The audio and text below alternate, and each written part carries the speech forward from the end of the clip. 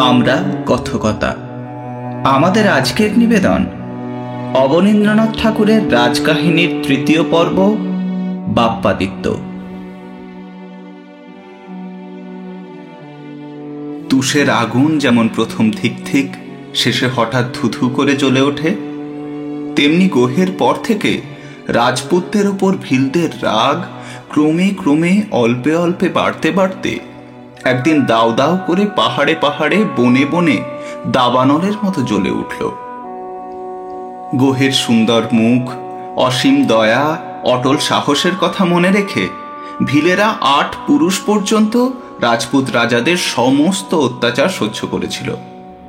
যদি কোনো রাজপুত রাজা শিকারে যেতে পথের ধারে কোনো ভিলের কালো গায়ে বল্লমের খোঁচায় রক্তপাত করে চলে যেতেন, তবে তার মনে পড়ত রাজা গোহ একদিন তাদেরই বংশের একজনকে বাঘের মুখের থেকে বাঁচিয়ে এনে নিজের হাতে তার বুকের রক্ত মুছে দিয়েছিলেন। যখন কোনো রাজকুমার কোনো একদিন শখ করে গ্রামকে গ্রাম জ্বালিয়ে দিয়ে তামাশা দেখতেন, তখন তাদের মনে পড়ত এক বছর দুর্ভিক্ষের দিনে রাজা গোহ তাঁর প্রকাণ্ড রাজবাড়ি, পরিপূর্ণ ধানের গোলা, আশ্রয়হীন দিন দুঃখী ভিল প্রজাদের জন্য সারা বৎসর খুলে রেখেছিলেন। ভাগ্যদোষে যুদ্ধে জয় না হলে যেদিন কোনো কাপুরুষ যুবরাজ বিশ্বাসঘাতক বলে সেনাপতিদের মাথা একটির পর একটি হাতির পায়ের তলায় চূর্ণ করে ফেলতেন, সেদিন সমস্ত ভিল বাহিনী চোখের জল মুছে ভাবত, হায় রে হায়, মহারাজ গোহ ছিলেন যিনি যুদ্ধের সময় ভাইয়ের মতো তাদের যত্ন করতেন, মায়ের মতো তাদের রক্ষা করতেন, বীরের মতো সকলের আগে চলতেন। এত অত্যাচার, এত অপমান, তবু সেই বিশ্বাসী ভিল প্রজাদের সরল প্রাণ ৮ পুরুষ পর্যন্ত বিশ্বাসে রাজভক্তিতে পরিপূর্ণ ছিল। কিন্তু যখন বাপ্পাদিত্যের পিতা নাগাদিত্য রাজসিংহাসনে বসে ঘোর অত্যাচার আরম্ভ করলেন, যখন গরিব প্রজাদের গ্রাম জ্বালিয়ে ক্ষেত উজাড় করে তার মন সন্তুষ্ট হলো না, তিনি যখন হাজার হাজার ভিলের মেয়ে দাসীর মতো রাজপুতের ঘরে ঘরে বিলিয়ে দিতে লাগলেন, যখন প্রতিদিন নতুন নতুন অত্যাচার না হলে তার ঘুম হতো না, শেষে সমস্ত ভিলের প্রাণের চেয়ে প্রিয় তাদের একমাত্র আমোদ বনে বনে পশু শিকার, যেদিন নাগাদিত্য নতুন আইন করে একেবারে বন্ধ করলেন, সেদিন তাদের ধৈর্যের বাঁধ ভেঙে পড়ল। নাগাদিত্য ভিল প্রজাদের ওপর এই নতুন আইন জারি করে সমস্ত রাত্রি সুখের স্বপ্নে কাটিয়ে সকালে উঠে দেখলেন দিনটা বেশ মেঘলা মেঘলা, ঠান্ডা হাওয়া ছেড়েছে, কোনো দিকে ধুলো নেই, শিকারের বেশ সুবিধা। নাগাদিত্য তৎক্ষণাৎ হাতি সাজিয়ে দলবল নিয়ে বেরিয়ে পড়লেন। সেদিন রাজার সঙ্গে কেবল রাজপুত, দলের পর দল, বড় বড় ঘোড়ায় চড়ে রাজপুত। সামান্য ভিলের একটি ছোট ছেলের পর্যন্ত যাবার হুকুম নেই। শিকার দেখলে খাঁচার ভিতরে চিতাবাঘ যেমন ছটপট করে, আজ শিকারের দিনে ঘরের ভিতর বসে থেকে ভিলেদের প্রাণ তেমনই ছটপট করছে। এই কথা ভেবে নিষ্ঠুর নাগাদিত্যের মন আনন্দে নৃত্য করতে লাগল। মহারাজ নাগাদিত্য দলবল নিয়ে ভেরি বাজিয়ে হৈ হৈ শব্দে পর্বতের শিখরে চড়লেন। বজ্রের মতো ভয়ঙ্কর সেই ভেরির আওয়াজ শুনে অন্যদিন মহিষের পাল জল ছেড়ে পালাত, বনের পাখি বাসা ছেড়ে আকাশে উঠত, হাজার হাজার হরিণ প্রাণ ভয়ে পথ ভুলে ছুটতে ছুটতে যেখানে শিকারী সেইখানে এসে উপস্থিত হতো। ঘুমন্ত সিংহ জেগে উঠত, বাঘ হাঁকার দিত। শিকারীরা কেউ বল্লম হাতে মহিষের পিছনে, কেউ খাঁড়া হাতে সিংহের সন্ধানে ছুটে চলত। কিন্তু নাগাদিত্য আজ বারবার ভেরি বাজালেন, বারবার শিকারীর দল চিৎকার করে উঠল, তবু সেই প্রকাণ্ড বনে একটিও বাঘের গর্জন, একটিও পাখির ছটাপট কিংবা হরিণের খুরের খুটখাট শোনা গেল না। মনে হলো সমস্ত পাহাড় যেন ঘুমিয়ে আছে। রাগে নাগাদিত্যের 2 চক্ষু লাল হয়ে উঠল। তিনি দলবলের দিকে ফিরে বললেন, ঘোড়া ফেরাও, অসন্তুষ্ট ভিল প্রজা এ বনের সমস্ত পশু অন্য পাহাড়ে তাড়িয়ে নিয়ে গেছে। চলো, আজ গ্রামে গ্রামে নগরে নগরে পশুর সমান ভিলের দল শিকার করিগে। মহারাজার রাজহস্তি সুর দুলিয়ে কান কাঁপিয়ে পাহাড়ের উপর ইদরপুরের দিকে ফিরে দাঁড়ালো। তার পিঠের ওপর সোনার হাওদা, জরির বিছানা হীরের মতো জ্বলে উঠল। তার চারদিকে ঘোড়ায় চড়া রাজপুতের 200 বল্লম সকালের আলোয় ঝকমক করতে লাগলো। নাগাদিত্য হুকুম দিলেন, চালাও। তখন কোথা থেকে গভীর গর্জনে সমস্ত পাহাড় যেন ফাটিয়ে দিয়ে প্রকাণ্ড একটা কালো বাঘ, যেন একজন ভীল সেনাপতির মতো, সে অত্যাচারী রাজার পথ আগলে পাহাড়ের সুঁড়ি পথে রাজহস্তির সম্মুখে এসে দাঁড়ালো। নাগাদিত্য মহা আনন্দে ডান হাতে বল্লম নিয়ে হাতির পিঠে ঝুঁকে বসলেন, কিন্তু তার হাতের বল্লম হাতেই রইল। বনের অন্ধকার থেকে কালো চামড়ে সাজানো প্রকাণ্ড একটা তীর তার বুকের এদিক থেকে আর একদিক ফাটিয়ে দিয়ে সনসন শব্দে বেরিয়ে গেল। অত্যাচারী নাগাদিত্য ভিলেদের হাতে প্রাণ হারালেন। তারপর চারদিক থেকে হাজার হাজার কালো বাঘের মতো কালো কালো ভিল ঝোপঝাড়ের আড়াল থেকে বেরিয়ে রাজপুতদের রক্তে পাহাড়ের গা রাঙা করে তুললে। একজনও রাজপুত বেঁচে রইল না। কেবল সোনার সাজ পরা মহারাজ নাগাদিত্যের কালো একটা পাহাড়ি ঘোড়া অন্ধকার সমুদ্রের সমান ভিল সৈন্যের মাঝ দিয়ে ঝড়ের মতো রাজবাড়ির দিকে বেরিয়ে গেল।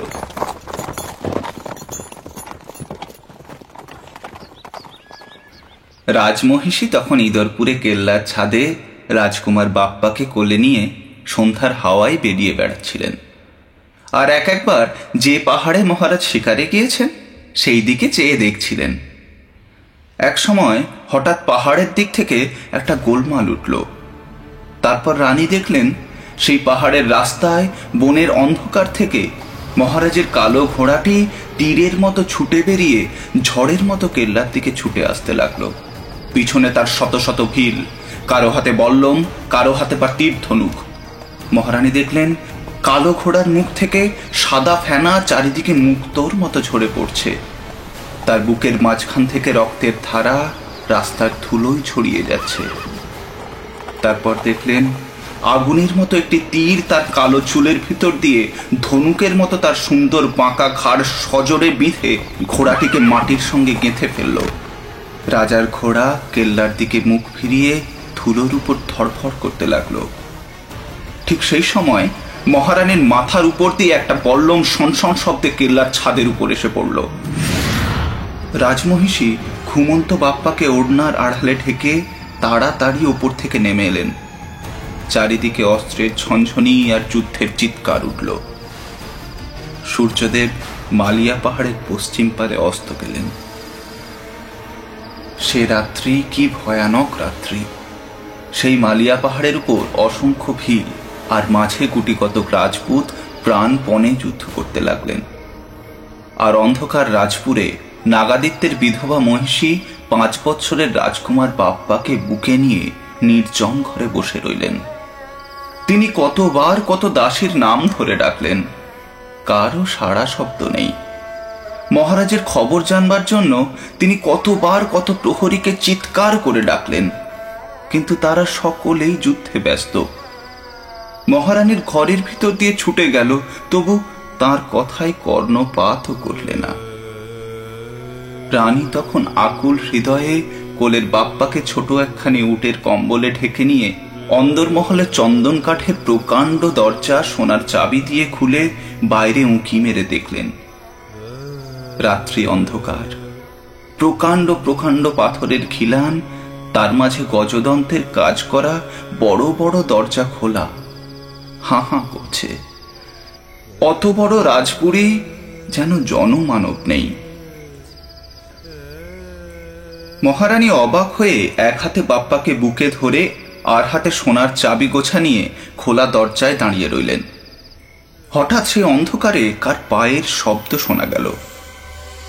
চামড়ার জুতো পরা রাজপুত বীরের মচমচ পায়ের শব্দ নয়, রূপোর বাঁকি পরা রাজদাসীর ঝিনিঝিনি পায়ের শব্দ নয়, কাঠের খড়ম পরা 75 বৎসরের বুড়ো রাজপুরোহিতের খটাখট পায়ের শব্দ নয়। এ যেন চোরের মতো, সাপের মতো খুসখাস খিটখাট পায়ের শব্দ। মহারানী ভয় পেলেন। দেখতে দেখতে অসুরের মতো একজন ভিল সর্দার তার সম্মুখে উপস্থিত হল। মহারানী জিজ্ঞাসা করলেন, কে তুই, কি চাস? ভিল সর্দার বাঘের মতো গর্জন করে বললে, জানিস নে আমি কে? আমি সেই দুঃখী ভিল, যার মেয়েকে তোর মহারাজ দাসীর মতো চিতরের রাজাকে দিয়ে দিয়েছে। আজ কি সুখের দিন! এই হাতে নাগাদিত্যের বুকে বল্লম বসিয়েছি, আর এই হাতেই তার ছেলে সুদ্ধ মহারানীকে দাসীর মতো বেঁধে নিয়ে যাব। মহারানীর পা থেকে মাথা পর্যন্ত কেঁপে উঠল। ভগবান রক্ষা করো বলে তিনি সেই নিরেট সোনার বড় বড় চাবির গোছা সজোরে ভিল সর্দারের কপালে ছুঁড়ে মারলেন। দুরন্ত ভিল মারে বলে চিৎকার করে ঘুরে পড়ল। মহারানী কচি বাপ্পাকে বুকে ধরে রাজপুরীর থেকে বেরিয়ে পড়লেন। তার প্রাণের আধখানা মহারাজ নাগাদিত্যের জন্য হাহাকার করতে লাগলো। আর আধখানা এই মহা বিপদে প্রাণের বাপ্পাকে রক্ষা করবার জন্যে ব্যস্ত হয়ে উঠল। রানী পথ চলতে লাগলেন। পাথরে পা কেটে গেল, শীতে হাত জমে গেল, অন্ধকারে বারবার পথ ভুল হতে লাগল। তবু রানী পথ চললেন। কত দূর, কত দূর! পাহাড়ের পথ কত দূর! কোথায় চলে গেছে তার যেন শেষ নেই। রানী কত পথ চললেন, তবু সে পথের শেষ নেই। ক্রমে ভোর হয়ে এলো।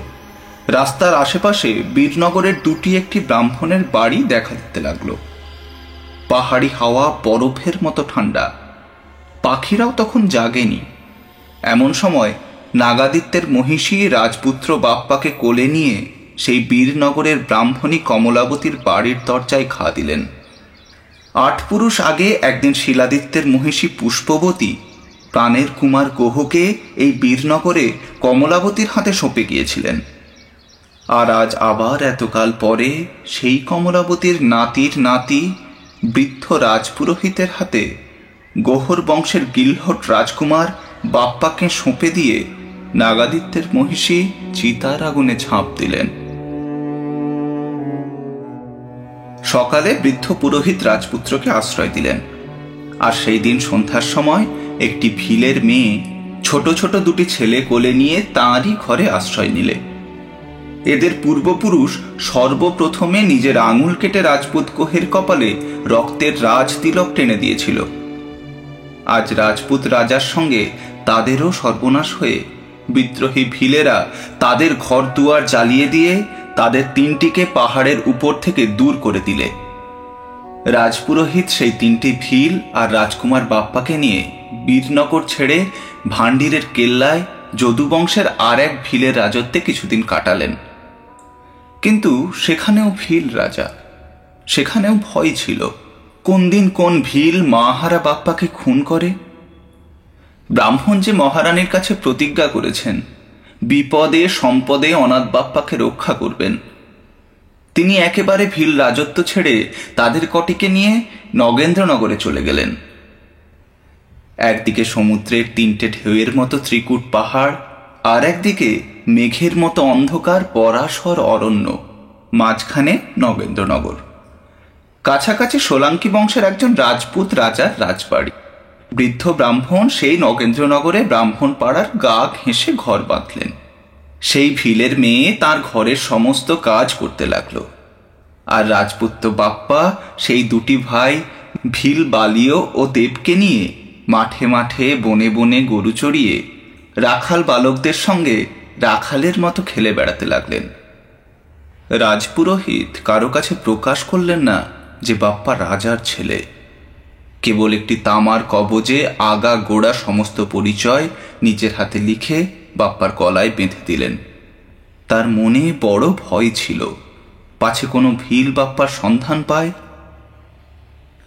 ক্রমে বাপ্পা যখন বড় হয়ে উঠলেন, যখন মাঠে মাঠে খোলা হাওয়ায় ছুটোছুটি করে পাহাড়ে পাহাড়ে ওঠা নামাতে রাজপুত্র বাপ্পার সুন্দর শরীর দিন দিন লোহার মতো শক্ত হয়ে উঠল, যখন তিনি খ্যাপা মোষ এক হাতে ঠেকিয়ে রাখতে পারতেন, সমস্ত রাখাল বালক যখন রাজপুত্র বলে না জেনেও রাজার মতো বাপ্পাকে ভয় ভক্তি ও সেবা করতে লাগলো, তখন ব্রাহ্মণ অনেকটা নিশ্চিন্ত হলেন। তখন তিনি বাপ্পার শরীরের সঙ্গে মনকেও গড়ে তুলতে লাগলেন। তিনি প্রতিদিন সন্ধ্যার সময় একলা ঘরে বাপ্পার কাছে বসে সেই মালিয়া পাহাড়ের গল্প, সেই ভিল বিদ্রোহের গল্প, সেই রানী পুষ্পবতী, মহারাজ শিলাদিত্য, রাজকুমার গোহ, তার প্রিয় বন্ধু মান্ডলিকের কথা একে একে বলতে লাগলেন। শুনতে শুনতে কখনো বাপ্পার চোখে জল আসত, কখনো বা রাগে মুখ লাল হয়ে উঠত, কখনো ভয়ে প্রাণ কাঁপত। বাপ্পা সারা রাত্রি কখনো সূর্যের মন্ত্র, কখনো পাহাড়ের ভিলের যুদ্ধ স্বপ্নে দেখে জেগে উঠতেন। মনে মনে ভাবতেন, আমিও কবে হয়তো রাজা হব, লড়াই করব। এমনি ভাবে দিন কাটছিল। সে সময় একদিন শ্রাবণ মাসে নতুন নতুন ঘাসের উপর গরুগুলি চড়তে দিয়ে বনের পথে বাপ্পাদিত্য একা একা ঘুরে বেড়াচ্ছিলেন। সেদিন ঝুলন পর্ব, রাজপুতদের বড় আনন্দের দিন। সকাল না হতে দলে দলে রাখাল নতুন কাপড় পরে, কেউ ছোট ভাই বোনকে কোলে করে, কেউ বা দইয়ের ভাঁড় কাঁধে নিয়ে, একজন তামাশা দেখতে, অন্যজন বা পয়সা করতে নগেন্দ্রনগরের রাজপুত রাজার বাড়ির দিকে মেলা দেখতে ছুটল। বাপ্পা প্রকাণ্ড বনে একলা রইলেন। তার প্রাণের বন্ধু দুটি ভাই ভিলবালিও আর দেব দিদির হাত ধরে এই আনন্দের দিনে বাপ্পাকে কতবার ডাকল, ভাই তুই কি রাজবাড়ি যাবি? বাপ্পা শুধু ঘাড় নাড়লেন, না যাব না। হয়তো তার মনে হয়েছিল, আমার ভাই নেই, বোন নেই, মা নেই, আমি কার হাত ধরে কাকে নিয়ে আজ কিসের আনন্দে মেলা দেখতে যাব? কিন্তু যখন বালিও আর দেব ভিলনি দিদির সঙ্গে সঙ্গে হাসতে হাসতে চলে গেল, যখন সকালের রোদ মেঘের আড়ালে ঢেকে গেল, বাপ্পার একটিমাত্র গায়ে চড়তে চড়তে যখন মাঠের পর মাঠ পার হয়ে বনের আড়ালে লুকিয়ে পড়ল, যখন বনে আর সাড়া শব্দ নেই, কেবল মাঝে মাঝে ঝিঁঝির ঝিনিঝিনি, পাতার ঝুরু ঝুরু, সেই সময় বাপ্পার বড়ই একা একা ঠেকতে লাগলো। তিনি উদাস প্রাণে ভিলনি দিদির মুখে শোনা ভিল রাজত্বের একটি পাহাড়ি গান ছোট একটি বাঁশের বাঁশিতে বাজাতে লাগলেন। সেই গানের কথা বোঝা গেল না, কেবল ঘুম পাড়ানি গানের মতো তার বুনো সুরটা মেঘলা দিনে বাদলা হাওয়ায় মিশে স্বপ্নের মতো বাপ্পার চারিদিকে ভেসে বেড়াতে লাগলো। আজ যেন তার মনে পড়তে লাগলো ওই পশ্চিমের দিকে, যেখানে মেঘের কোলে সূর্যের আলো ঝিকিমিকি জ্বলছে, যেখানে কালো কালো মেঘ পাথরের মতো জমাট বেঁধে রয়েছে, সেইখানে সেই অন্ধকার আকাশের নিচে তাদের যেন বাড়ি ছিল। সেই বাড়ির ছাদে চাঁদের আলোয় তিনি মায়ের হাত ধরে বেরিয়ে বেড়াতেন। সে বাড়ি কি সুন্দর, সে চাঁদের কি চমৎকার আলো, মায়ের কেমন হাসি মুখ। সেখানে সবুজ ঘাসে হরিণ ছানা চড়ে বেড়াতো, গাছের উপরে টিয়ে পাখি উড়ে বসত, পাহাড়ের গায়ে ফুলের গোছা ফুটে থাকত। তাদের কি সুন্দর রং, কি সুন্দর গলা। বাপ্পা সজল নয়নে মেঘের দিকে চেয়ে চেয়ে বাঁশের বাঁশিতে ভিলের গান বাজাতে লাগলেন। বাঁশির করুণ সুর কেঁদে কেঁদে কেঁপে কেঁপে বন থেকে বনে ঘুরে ঘুরে বেড়াতে লাগলো। সেই বনের একধারে আজ ঝুলন পূর্ণিমায় আনন্দের দিনে সোলাঙ্কি বংশের রাজার মেয়ে সখীদের নিয়ে খেলে বেড়াচ্ছিলেন। রাজকুমারী বললেন, শুনেছিস ভাই, বনের ভিতর রাখাল রাজা বাঁশি বাজাচ্ছে। সখীরা বললে, আয় ভাই, সকলে মিলে চাপা গাছে দোলা খাটিয়ে ঝুলনো খেলা খেলি আয়। কিন্তু দোলা খাটাবার দড়ি নেই যে। সেই বৃন্দাবনের মতো গহন বন, সেই বাদলা দিনের গুরু গর্জন, সেই দূরে বনে রাখাল রাজের মধুর বাঁশি, সেই সখীদের মাঝে শ্রীরাধার সমান রূপবতী রাজনন্দিনী, সবই আজ যুগ যুগান্তরের আগেকার বৃন্দাবনে কৃষ্ণ রাধার প্রথম ঝুলনের মতো। এমন দিন কি ঝুলনা বাঁধার একগাছি দড়ির অভাবে বৃথা যাবে? রাজনন্দিনী গালে হাত দিয়ে ভাবতে লাগলেন। আবার সেই বাঁশি পাখির গানের মতো বনের এপার থেকে ওপার আনন্দের স্রোতে ভাসিয়ে দিয়ে বেজে উঠল। রাজকুমারী তখন হিরে জড়ানো হাতের পালা সখীদের হাতে দিয়ে বললেন, যা ভাই, এই বালার বদলে ওই রাখালের কাছ থেকে এক গাছা দড়ি নিয়ে আয়। রাজকুমারের সখী সেই বালা হাতে বাপ্পার কাছে এসে বললে, এই বালার বদলে রাজকুমারীকে এক গাছা দড়ি দিতে পারো? হাসতে হাসতে বাপ্পা বললেন, পারি, যদি রাজকুমারী আমায় বিয়ে করে। সেই দিন সেই নির্জন বনে রাজকুমারীর হাতে সেই হীরের বালা পরিয়ে দিয়ে রাজকুমার বাপ্পা চাঁপা গাছে ঝুলনা বেঁধে নিয়ে রাজকন্যার হাত ধরে বসলেন।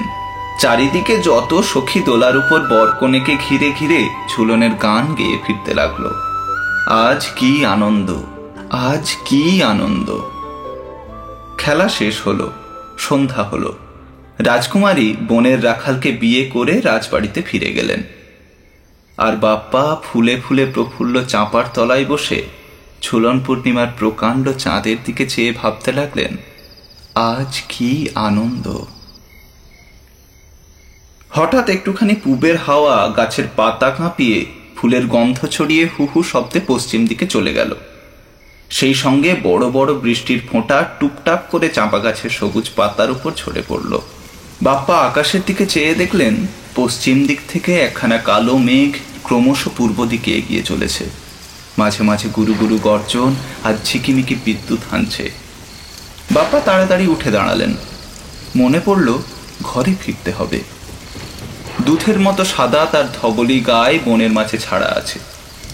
তিনি চাঁপা গাছ থেকে ছাদন খুলে নিয়ে ধবলি গাইটির সন্ধানে চললেন।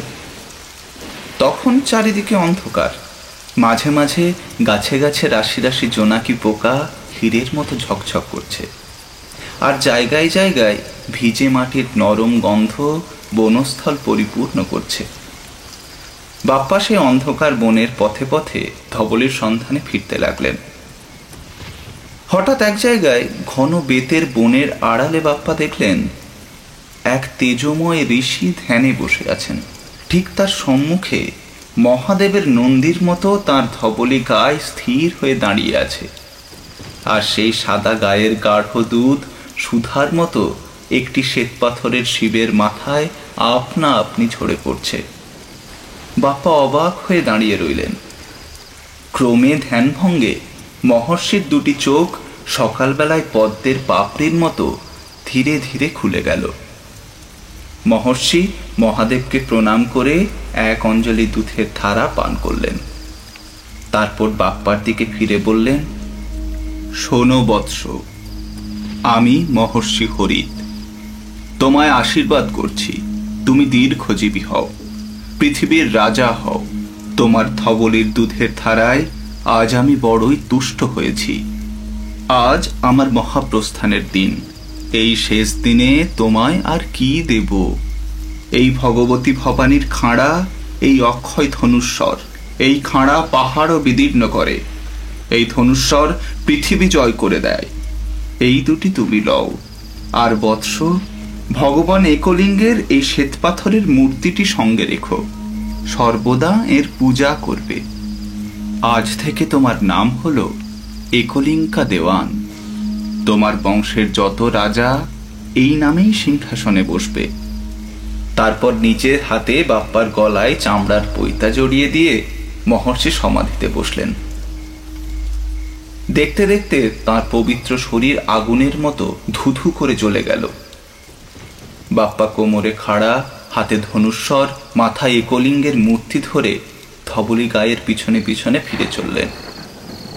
মেঘের গুরু গুরু, দেবতার দুন্দুভির মতো সমস্ত আকাশ জুড়ে বাজতে লাগল। তখন ভোর হয়ে এসেছে। মেলা শেষে মলিন মুখে যে যার ঘরে ফিরছে। বাপ্পা সেই যাত্রীদের সঙ্গে ঘরে ফিরলেন। কিছুদিন পরেই বাপ্পাকে নগেন্দ্রনগর ছেড়ে যেতে হলো। ঝুলন পূর্ণিমার খেলার ছলে দুজনে বিয়ে হবার পর বিদেশ থেকে রাজকুমারীর বিয়ের সম্বন্ধ নিয়ে এক ব্রাহ্মণ রাজসভায় উপস্থিত হলেন। সেদিন সন্ধ্যাবেলা নগেন্দ্রনগরে রাষ্ট্র হয়ে গেল যে ব্রাহ্মণ রাজকন্যার হাত দেখে গুনে বলেছেন আগেই নাকি কোন বিদেশির সঙ্গে রাজকুমারীর বিয়ে হয়ে গেছে। আজ রাজার গুপ্তচর সেই বিদেশির সন্ধানে ঘুরে বেড়াচ্ছে। রাজা তার মাথা আনতে হুকুম দিয়েছেন। কথাটি শুনে বাপ্পার মন অস্থির হয়ে উঠল। ভাবনায় ভাবনায় সমস্ত রাত্রি কাটিয়ে ভোরে উঠে তিনি দেশ ছেড়ে যাবার জন্য প্রস্তুত হলেন। যাবার সময় বাপ্পা তার পালক পিতা 85 বছরের সেই রাজপুরোহিতের কাছে সমস্ত কথা প্রকাশ করে বললেন, পিতা, আমায় বিদায় দাও।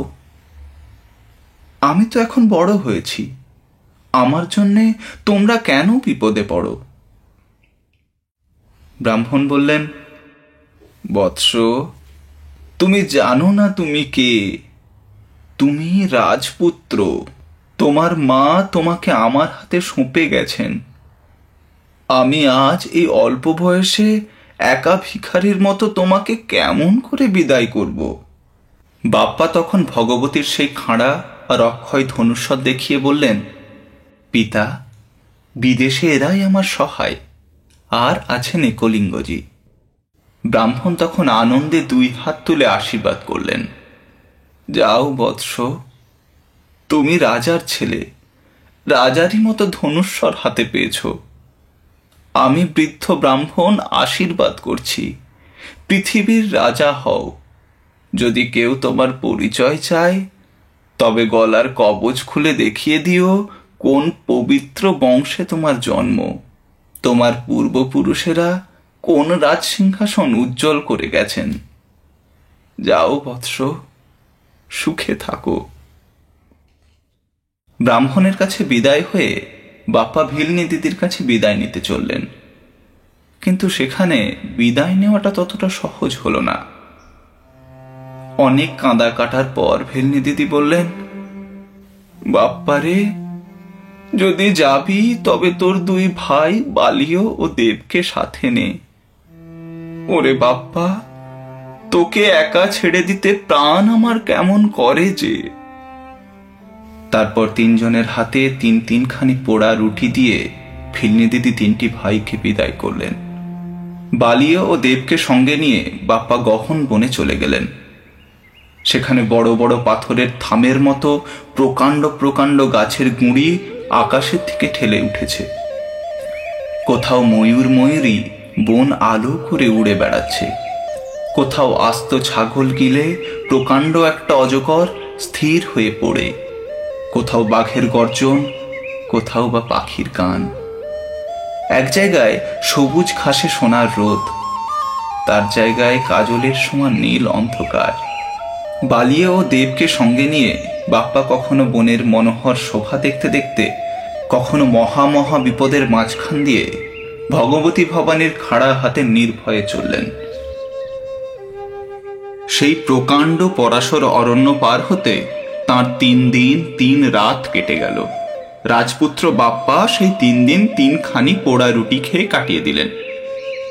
তারপর গ্রামের পর গ্রাম, দেশের পর দেশ পার হয়ে কত বর্ষা, কত শীত পথে পথে কাটিয়ে বাপ্পা মেবারের মৌর্যবংশীয় রাজা মানের রাজধানী চিতোর নগরে উপস্থিত হলেন।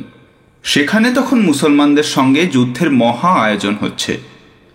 হাতির পিঠে, উটের ওপরে গোলাগুলি, চাল ডাল, তাম্বু কানাত, গরুর গাড়িতে অস্ত্রশস্ত্র, খাবার দাবার, বড় বড় জ্বালায় খাবার চল, রাতবার ঘি তোলা হচ্ছে।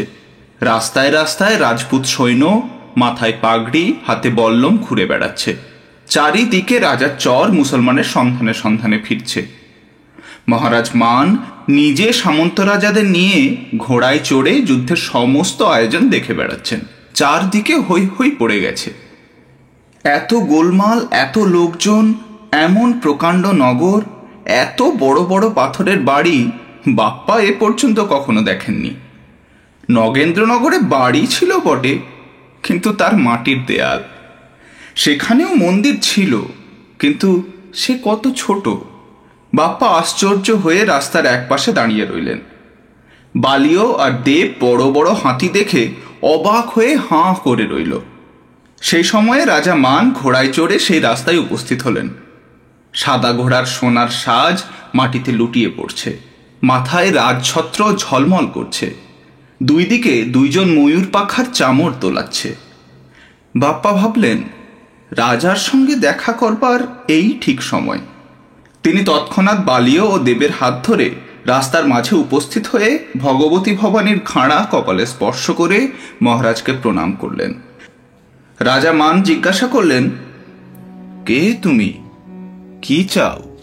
বাপ্পা বললেন, আমি রাজপুত রাজার ছেলে, আপনার আশ্রয়ে রাজার মতো থাকতে চাই।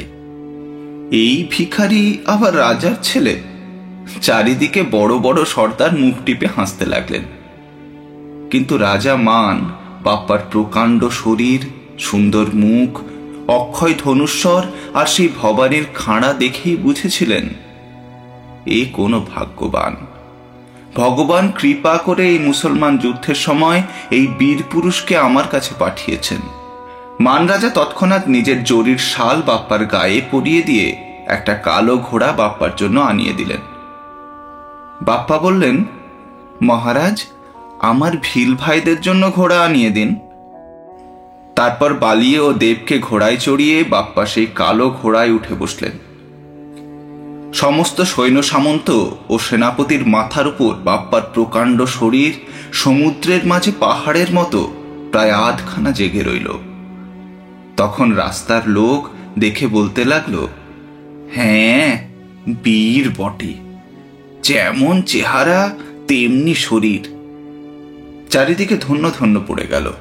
কেবল রাজার যত সেনাপতি মাথার উপরে রাজবেশ মোড়া সেই ভিখারিকে দেখে মান রাজার উপর মনে মনে অসন্তুষ্ট হলেন। রাজা দিন দিন বাপ্পাকে যতই সুনয়নে দেখতে লাগলেন, যতই তাকে আদর অভ্যর্থনা করতে লাগলেন, ততই সেনাপতিদের মন হিংসার আগুনে পুড়তে লাগল। ক্রমে মুসলমানদের সঙ্গে যুদ্ধের দিন উপস্থিত হল। সেই দিন রাজসভায় দেশ বিদেশের যত সামন্ত রাজা, যত বুড়ো বুড়ো সেনাপতি একমত হয়ে মান রাজার সম্মুখে দাঁড়িয়ে বললেন, মহারাজ, আমরা অনেক সময় অনেক যুদ্ধে তোমার জন্য প্রাণ দিতে গিয়েছি। সে কেবল তুমি আমাদের ভালোবাসতে বলে, আমাদের বিশ্বাস করতে বলে।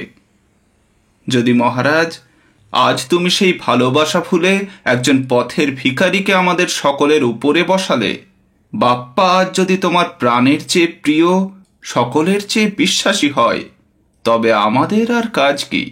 বাপ্পাকেই এই মুসলমান যুদ্ধে সেনাপতি করো। আমাদের বীরত্ব তো অনেকবার দেখা আছে, এবার নতুন সেনাপতি কেমন যুদ্ধ করেন দেখা যাক। মহারাজ মান চিরবিশ্বাসী রাজভক্ত সর্দারদের মুখে হঠাৎ এই নিষ্ঠুর কথা শুনে বজ্রাহতের মতো স্তব্ধ হয়ে বসে রইলেন। তাঁর আর কথা বলবার শক্তি থাকল না। তখন সেই প্রকাণ্ড রাজসভায় এই বিদ্রোহী সর্দারদের মধ্যস্থলে 15 বৎসরের বীর বালক বাপ্পাদিত্য উঠে দাঁড়িয়ে বললেন, শুনুন মহারাজ, আজ রাজস্থানের প্রধান প্রধান সর্দারেরা রাজসভায় দাঁড়িয়ে বলেছেন, এ ঘোর বিপদের সময় বাপ্পা এবার সেনাপতি হয়ে যুদ্ধ চালান। তবে তাই হোক। রাজা মান হতাশের মতো চারিদিকে চেয়ে দেখলেন। তারপর ধীরে ধীরে বললেন, তবে তাই হোক। তারপর একদিক দিয়ে মূর্ছিত প্রায় মান রাজা চাকরের কাঁধে ভর দিয়ে অন্তঃপুরে চলে গেলেন, আর একদিক দিয়ে বাপ্পাদিত্য সৈন্য সাজাতে বাহির হলেন। বিদ্রোহী সর্দারদের মাথা হেঁট হলো। তাঁরা মনে ভেবেছিলেন যে 15 বৎসরের বালক বাপ্পা যুদ্ধে যেতে কখনোই সাহস পাবে না, সবার মাঝে অপমান হবে। কিন্তু যখন সেই বীর বালক নির্ভয়ে হাসি মুখে এই ভয়ঙ্কর যুদ্ধের ভার রাজার কাছে চেয়ে নিলে, তখন তাদের বিস্ময়ের সীমা রইল না। তারা আরো আশ্চর্য হলেন যখন সেই বাপ্পা, যাকে তারা একদিন পথের ভিখারি বলে ঘৃণা করেছেন, 15 বৎসরের সেই বালক বাপ্পা যুদ্ধ জয় করে কোটি কোটি রাজপুত প্রজার আশীর্বাদ জয় জয়কারের মধ্যে একদিন শুভ দিনে শুভক্ষণে সমস্ত রাজস্থানের রাজমুকুটের সমান রাজপুতের রাজধানী চিতোরনগরে ফিরে এলেন। সেদিন সমস্ত রাজস্থান বেড়ে কি আনন্দ, কি উৎসাহ! নতুন সেনাপতি বাপ্পা সমস্ত রাজস্থানকে ভয়ঙ্কর মুসলমানদের হাত থেকে রক্ষা করে যেদিন চিতোরনগরে ফিরে এলেন, সেদিন রাজামানের বুড়ো বুড়ো সর্দারেরা ক্ষুণ্ণ মনে রাজসভা ছেড়ে গেলেন। মহারাজ মান তাদের ফিরিয়ে আনতে কতবার চেষ্টা করলেন, কাকুতি মিনতি, এমনকি শেষে রাজগুরুকে পর্যন্ত তাদের কাছে পাঠালেন, কিন্তু কিছুতেই কিছু হলো না। সর্দারেরা দূতের মুখে বলে পাঠালেন, আমরা মহারাজের নিমক খেয়েছি, 1 বৎসর পর্যন্ত আমরা শত্রুতা করব না। বৎসর শেষ হলে যুদ্ধক্ষেত্রে দেখা হবে। সেই 1 বৎসর কত ভীষণ ষড়যন্ত্র, কত ভয়ঙ্কর পরামর্শে কেটে গেল। 1 বৎসর পরে সেই বিদ্রোহী সর্দারের দুষ্ট পরামর্শে রাজা মানকে ভুল বুঝে বাপ্পা তাঁদের সকলের সেনাপতি হয়ে যুদ্ধে চললেন। রাজা মান যখন শুনলেন বাপ্পা তাঁর রাজসিংহাসন কেড়ে নিতে আসছেন, যখন শুনলেন যে বাপ্পাকে তিনি পথের ধুলো থেকে একদিন রাজসিংহাসনের দিকে তুলে দিয়েছিলেন, যার দিনহীন বেশ একদিন তিনি রাজবেশ দিয়ে ঢেকে দিয়েছিলেন, যাকে তিনি প্রাণের চেয়েও প্রিয় ভেবেছিলেন, হায় রে, সেই অনাথ আজ সমস্ত কৃতজ্ঞতা ভুলে তাঁরই রাজছত্র কেড়ে নিতে আসছে। তখন তার 2 চোখে ঝরঝর করে জল পড়তে লাগলো। তিনি সেই বৃদ্ধ বয়সে একা একদল রাজভক্ত সৈন্য নিয়ে যুদ্ধে গেলেন। সেই যুদ্ধই তাঁর শেষ যুদ্ধ। যুদ্ধক্ষেত্রে বাপ্পার হাতে মান রাজা প্রাণ দিলেন। 16 বছরের বাপ্পা দেববন্দরের রাজকন্যাকে বিয়ে করে হিন্দু মুকুট, হিন্দু সূর্য, রাজগুরু, চাকুয়া উপাধি নিয়ে চিতোরের রাজ সিংহাসনে বসলেন। বালিয় ও দেব 2টি ভাই ভিল বাপ্পার কপালে রাজ তিলক টেনে দিয়ে 2খানা গ্রাম বকশিস পেলে। বাপ্পা সেদিন নিয়ম করে দিলেন যে তার বংশের যত রাজা সকলকেই এই 2 ভিলের বংশাবলীর হাতে রাজটিকা নিয়ে সিংহাসনে বসতে হবে। আজও সেই নিয়ম চলে আসছে। এই নতুন নিয়ম বাপ্পা রাজস্থানে যখন প্রচলিত করলেন, তখন এই ভিলের হাতে রাজটিকা নেবার কথা যে শুনলে সেই মনে মনে ভাবলে নতুন রাজার এই একটা নতুন খেয়াল। কিন্তু মান রাজার সভা পণ্ডিতেরা ভাবলেন, ইনি কি তবে গিলহট রাজকুমার গোহের বংশীয়? সূর্য বংশেই তো ভিলের হাতে রাজটিকা নেবার নিয়ম ছিল জানি। মহারাজ বাপ্পা নাগাদিত্যের মহিষী চিতোর রাজকুমারের ছেলে নয়তো? রাজা মান বাপ্পার মায়ের ভাই মামা নয়তো? ছি ছি, বাপ্পা কি অধর্ম করলেন! চোরের মতো মামার সিংহাসন আপনি নিলেন। এমন নিষ্ঠুর রাজার রাজত্বে থাকাও যে মহাপাপ। পণ্ডিতেরা আর রাজসভা মুখ হলেন না, একে একে চিতোর ছেড়ে অন্য দেশে চলে গেলেন। হায়, তারা যদি জানতেন বাপ্পা কত নির্দোষ! বাপ্পা স্বপ্নেও ভাবেননি রাজা মান তার মামা। তিনি তার পালক পিতা সে রাজপুরোহিতের কাছে ভিল বিদ্রোহ, রাজা গোহ, গায়েব গায়েবের গল্প শুনতেন বটে, কিন্তু তিনি জানতেন না যার নিষ্ঠুর অত্যাচারে সরল ভিলেরা একদিন ক্ষেপে উঠেছিল সেই মহারাজ নাগাদিত্য তাঁর পিতা। তিনি জানতেন না যে তাঁরই পূর্বপুরুষ রাজকুমার গোহ, যাকে পুষ্পবতী ব্রাহ্মণী কমলাবতীর হাতে সঁপে দিয়ে চিতার আগুনে ঝাঁপ দিয়েছিলেন। বাপ্পা ভাবতেন তিনি কোনো সামান্য রাজ্যের রাজপুত্র। রাজা হবার পর বাপ্পা যখন দেববন্দরের রাজকন্যাকে বিয়ে করে ফিরে আসেন, তখন বানমাতা দেবীর সোনার মূর্তি সঙ্গে এনেছিলেন। চিতোরের রাজপ্রাসাদে শ্বেত পাথরের মন্দিরে সোনার সেই দেবমূর্তি প্রতিষ্ঠা করে প্রতিদিন 2 সন্ধ্যা পুজো করতেন। অনেকদিন কেটে গেছে, বাপ্পা প্রায় বুড়ো হয়েছেন। সেই সময় একদিন ভক্তি ভরে বানমাতাকে প্রণাম করে উঠবার সময় বাপ্পার গলা থেকে ছেলেবেলার সেই তামার কবচ ছিঁড়ে পড়ল। বাপ্পা বড় হয়ে উঠেছিলেন, কিন্তু সুতোয় বাঁধা সেই তামার কবচটি তার গলায় যেমন তেমনই ছিল। অনেক দিনের অভ্যাসে মনেই পড়ত না যে গলায় কিছু একটা আছে। আজ যখন হীরামতির কুড়িগাছা হাড়ের নিচে থেকে সেই পুরানো কবচখানি পায়ের তলায় ছিঁড়ে পড়ল, তখন বাপ্পা চমকে উঠে ভাবলেন, কি এতদিন আমার মনেই ছিল না যে এতে লেখা আছে আমি কে, কোথায় ছিলুম। আজ সব সন্ধান পাওয়া যাবে। বাপ্পা প্রফুল্ল মুখে সেই তামার কবচ মহারানীর হাতে এনে দিয়ে বললেন, পড়ো তো শুনি। বাপ্পা নিজে 1 অক্ষরও পড়তে জানতেন না। মহারানী বাপ্পার পায়ের কাছে বসে পড়তে লাগলেন। কবজের এক পিঠে লেখা রয়েছে, বাসস্থান ত্রিকুট পর্বত, নগেন্দ্রনগর, পরাশর অরণ্য।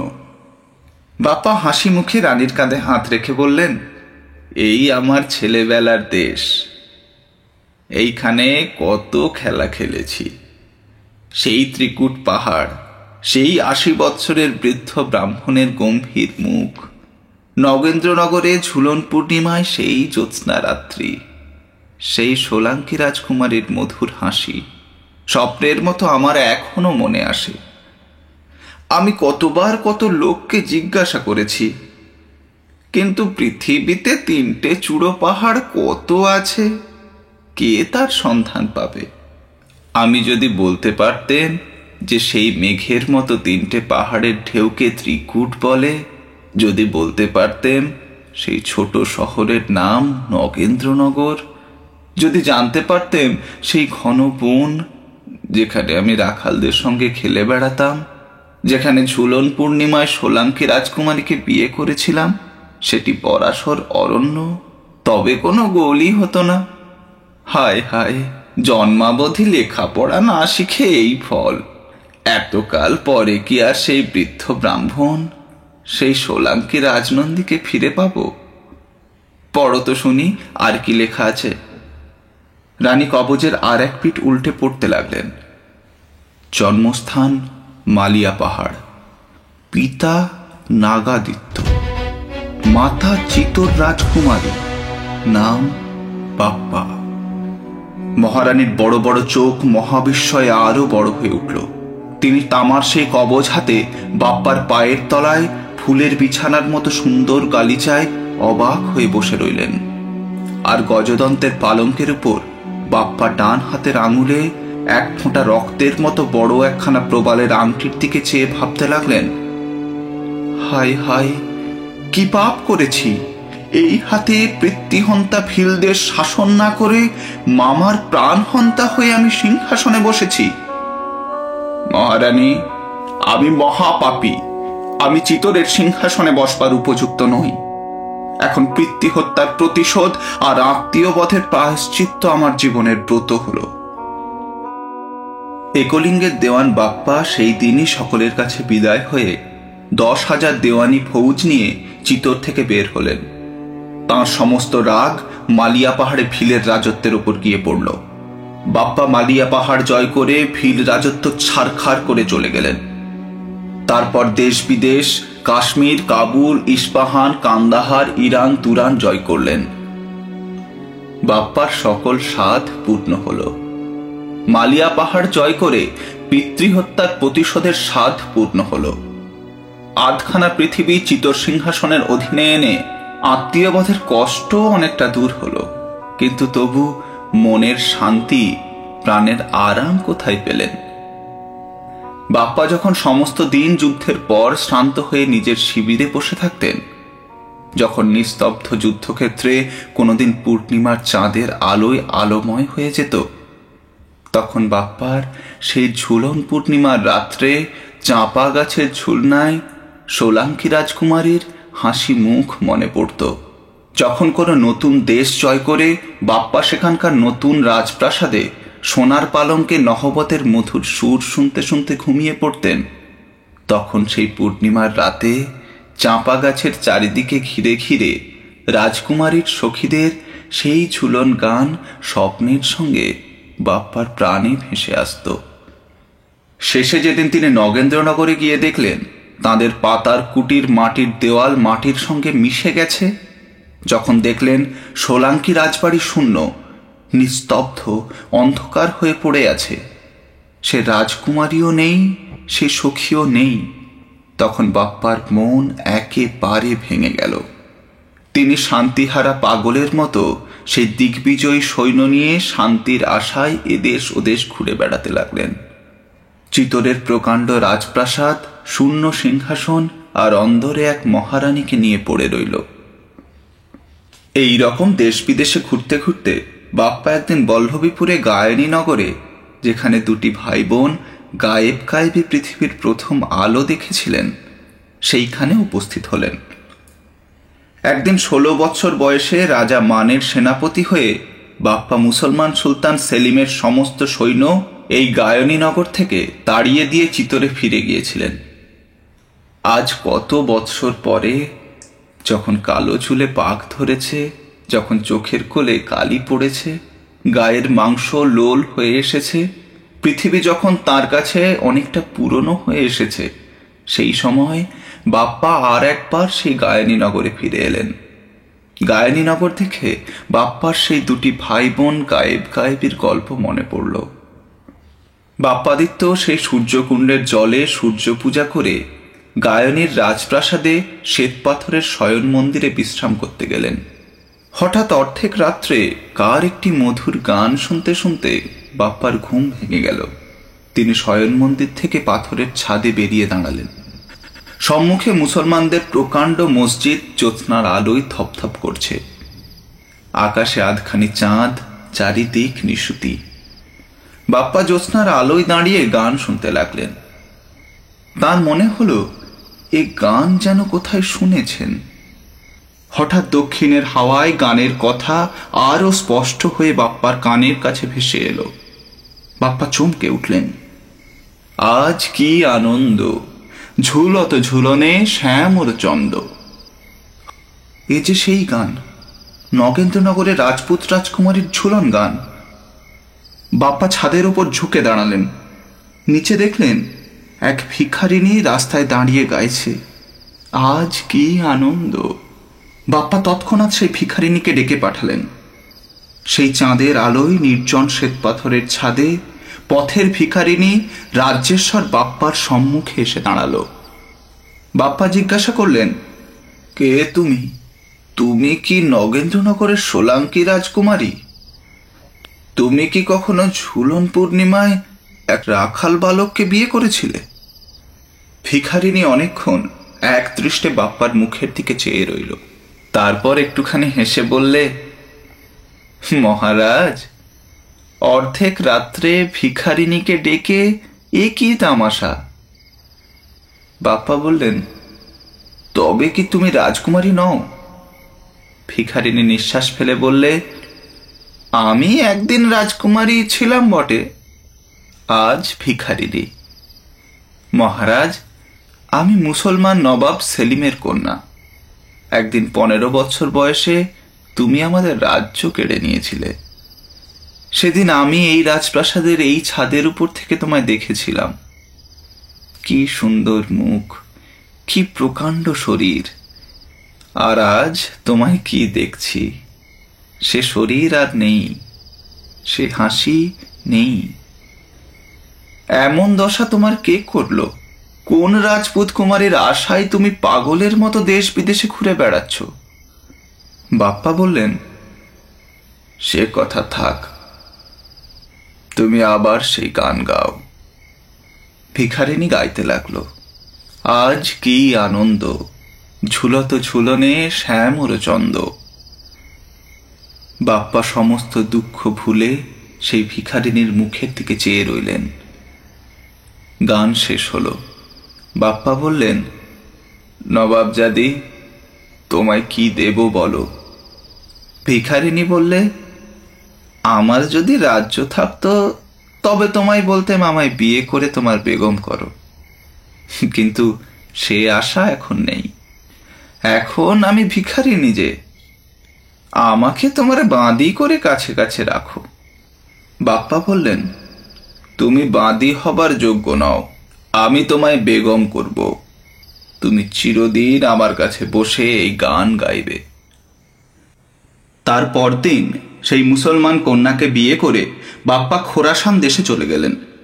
সেখানে গুলবাগে খাসমহলে গোলাপের ফোয়ারার ধারে সিরাজির পেয়ালা হাতে বেগম সাহেবার মুখে আরবি গজল আর সেই হিন্দুস্থানের ঝুলন গান শুনতে শুনতে বাপ্পা প্রাণের আরাম, মনের শান্তি পেয়েছিলেন কিনা কে জানে। 100 বছর বয়সে বাপ্পার মৃত্যু হল। পূর্ব দিকে হিন্দুস্থানে তার হিন্দু মহিষী হিন্দু প্রজারা, পশ্চিমে ইরানিস্তানে তার মুসলমানি বেগম আর পাঠানের দল। হিন্দুরা তাদের মহারাজকে চিতায় তুলে দিতে চাইলে, আর নৌসেরা পাঠানের দল তাকে মুসলমানের কবর দিতে ব্যস্ত হল। শেষে যখন এক পিঠে সূর্যের স্তব আর এক পিঠে আল্লাহর দোয়া লেখা প্রকাণ্ড কিংখাবের চাদর বাপ্পার উপর থেকে তুলে নেওয়া হলো, তখন সেখানে আর কিছুই দেখা গেল না, কেবল রাশি রাশি পদ্ম ফুল আর গোলাপ ফুল। চিতরের মহারানী সেই পদ্ম ফুল বানমাতাজির মন্দিরে মানস সরোবরের জলে রেখে দিলেন। ইরানি বেগম একটি গোলাপ ফুল শখের গুলবাগে খাসমহলের মাঝে গোলাপ জলের ফোয়ারার ধারে পুঁতে দিলেন। আর সেই দিন হিন্দুস্থান আর ইরানিস্তানের মধ্যস্থলে হিন্দুকুশ পর্বতের শিখরে হিরে জহরাতে মোড়া এক রাজার শরীর চিতার উপর তুলে দিয়ে এক সন্ন্যাসিনী বললেন, সখী, তোরা সেই গান গা। চারিদিকে 4 সন্ন্যাসিনী ঘিরে ঘিরে গাইতে লাগলো, আজ কি আনন্দ। সন্ন্যাসিনী সেই সোলাঙ্কি রাজকুমারী, আর সেই রাজদেহ বাপ্পার মৃতদেহ। দুজনে চিরদিন দুজনের সন্ধানে ফিরেছিলেন, কিন্তু ইহলোকে মিলন হয়নি।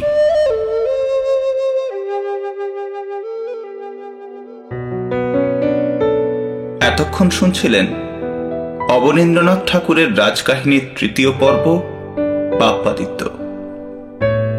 গল্পের সূত্রধর ও কথক আমি, অনিমেষ। প্রচ্ছদ তথাগত। আবহ ও সম্পাদনা অনুপম। আমাদের গল্প যদি ভালো লেগে থাকে তাহলে আমাদের চ্যানেলটি লাইক, শেয়ার এবং সাবস্ক্রাইব করতে ভুলবেন না।